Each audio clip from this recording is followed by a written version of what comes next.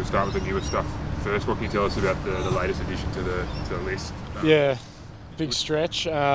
He's been part of the VFL program this year, obviously, and I think he's only played footy for a year or so, so really add some ruck depth to our list at the moment. And yeah, he looks good so far. Haven't seen much of him, but have great value around the club as well. Have you met him before? I know he's been with the sort of VFL side before. Have you played with him? What do you know about him and sort of what can we expect? Yeah, played one game with him when I came back from a knee injury.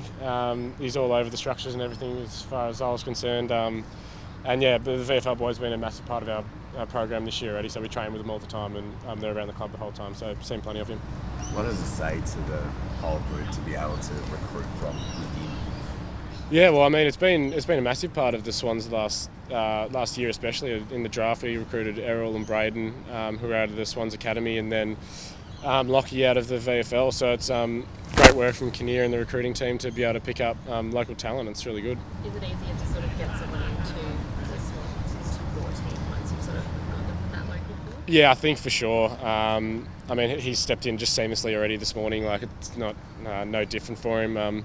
Besides being in the team meeting, but other than that, training goes as usual, and yeah, he just gets on with the job. I know he's not that newer face, but does the addition of something like that in the middle of the season just give you a little bit of extra energy, even if just for a day? Yeah, I think even this morning when he walked through, there was a big round of applause just when we were sitting up in the development offices, and yeah, it just puts a smile on your face, and it's to see his reaction.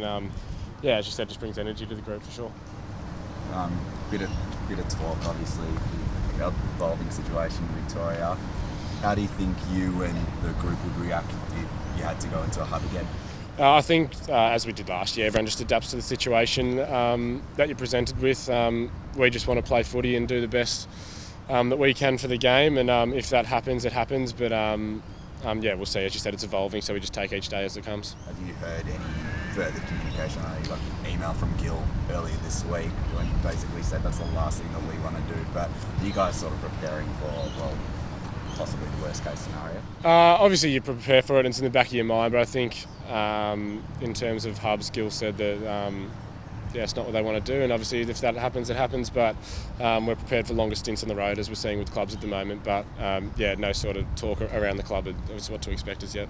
A few extra AFL teams up here at the moment. You run into a few of the other guys? Yeah, yesterday on my day off down at Coogee, there's a few Richmond boys down there where they're staying, but yeah, but I've got a few mates there, which was nice to see. It must be nice to have a few extra guys up here and getting some more AFL content in the Sydney market. Yeah, it was good. It was a bit weird. I was saying to my partner that that it's just a bit odd seeing another AFL team. You usually roll around and you won't not expect to see anyone, but to see some other high-end AFL talent around the place was good. Is it something you can potentially take advantage of as a team, Roy, in terms of just if you get an extended run of games in Sydney or even at the SCG? Well, yeah, that's handy. I think for sure. We're going to try and make the most of this weekend, next week, obviously. Like this year compared to last year, I don't think we won many games at home over the last 12 months, and then this year we've put together some solid performances here, so definitely make the most of it and try and make the most of a home crowd, which has been really good for us this year. And has there been a bit of talk within the club about, you've got these, what will be 3 games in a row at the SCG leading into the bye, about using that to launch into the second Yeah, season? not so much talk from coaches, but I think amongst a few of the boys it's been just more of an excitement sort of chat, not so much use it to our advantage, but like we had another 29,000 here on Sunday afternoon against Carlton, which is amazing, so hopefully next few weeks we can get the same and just, as I said, make the most of it. And Tom Hickey, got the young Bruckman coming in, but you got one hopefully coming back this week. Yeah. How's he looked this week? Everything? Yeah, good. He's sweet to go. He's a massive part of our team, and he'll be really valued on the weekend. He's been a massive difference to us this year, and just provides a big boost for us in the midfield. And you spent a bit of time playing close to him when you're in the centre bounces and so forth. So what are his strengths that have really, improved the team this year? I think his main strength comes off the field. His knowledge and experience has been massive for a young group, and he's really good at talking to young mids like myself through situations, and then during the week reviewing and previewing what's happening, what's to come. He's been really impressive, and that's really valued from our end.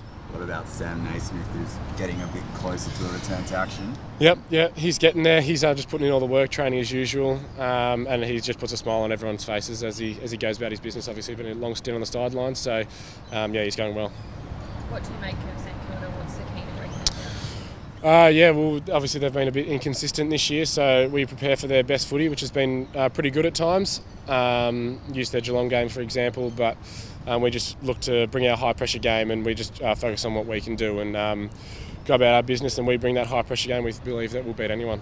How do you find your personal games going at the moment? You've seen a lot of tackling from you. Is that a strength that you've always sort of had? Yeah, I think that's been part of my game for a long time now as an inside mid, looking to develop other areas on the outside as well. As we're going forward, and using blokes like Luke Parker and Josh Kennedy has been massive for me. So yeah, trying to keep getting better. I feel like this young group that you've got now is the real nucleus for the next, great Swans team that can challenge. Yeah, 100%. We've touched on that the last couple of weeks. The youth and energy that we're going to bring over the next 5 or so years is really exciting, and we're hoping to, as you said, take us to where we want to go. How's Lance getting around? Is he all right after that? Yeah, he's absolutely no dramas. Trained today fully, then play on the weekend. I'm just looking forward to the weekend again. They're going against St Kilda. They have got one midfielder who's been struggling a bit in Brad Hill.